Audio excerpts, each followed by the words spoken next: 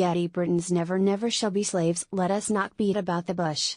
The transition is symbolic of the wrong-headed approach of our leaders to the leaving process. The truth is that there was absolutely no need for a transition at all had our government possessed the first clue about negotiating at the very beginning of the process, by defining success as a trade arrangement and, worse, as a special and close relationship. The EU was granted the greatest power in the negotiations, as these matters were themselves in the gift of the EU. The only leverage left to the UK under such circumstances was money, and we have so far capitulated £40 billion in the mode of a defeated nation. Britain should have declared for global free trade under WTO rules, defined our post-Brexit economic model to give business and investors confidence, and invited the EU to talk trade if it wished to. No need for any transition.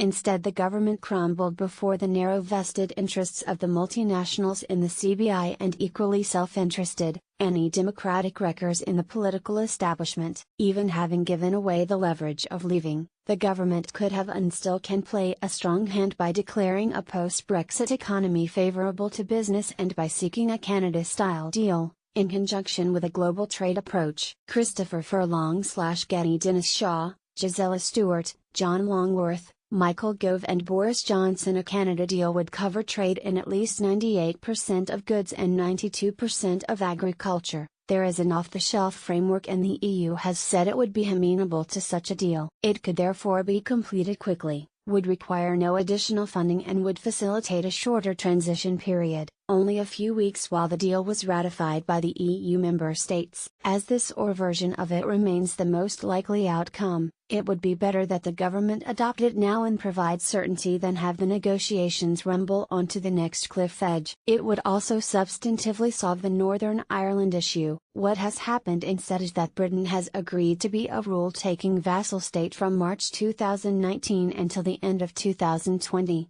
With no say and no legal rights to speak of. Effectively, this is a delay of almost 2 years in leaving the EU, but with fewer rights, during which anything could happen. Furthermore, in complete contradiction to the principles of Brexit, control of money, borders and laws, we have agreed to continue with the free movement of people, and we have decided to allow the EU to plunder our fishing grounds. Getty, we should forget the trade negotiations and get out now. Worse still, there are reports that our beloved Chancellor wants to trade fishing for passporting bankers as if they were pieces on a chessboard. What is all this for? To avoid the famous cliff edge. And yet there will be another cliff edge in 2020. The government will have had 2 years to prepare for Brexit, and so will business. Many businesses just want to get on with it and seize the opportunities. The wreckers of the CBI trade perfectly happily every day around the world on World Trade Organization terms. These same companies conduct mergers, often value destroying, and demergers. They carry out transformation programs on a vast scale, all within the financial year, and yet they haven't got the wit to prepare for Brexit within a 2-year timescale. Nonsense. We now find ourselves delaying our manifest Brexit opportunities while paying the equivalent of our Second World War debt for the privilege of leaving a club that has openly stated that we must be made to be clearly worse off out. To add insult to injury, we still have no clear picture as to where we are heading. It remains a secret to confound our enemies, or more likely a secret so that those in charge can define success post hoc, that is success whatever the outcome. We are where we are. The government could still get a grip on the negotiations and the direction of travel. What is certain, however, is that the only transition we really need now is a transition of the will, a transition to a government which faces down the enemies within, gets off its knees and stands up for Britain.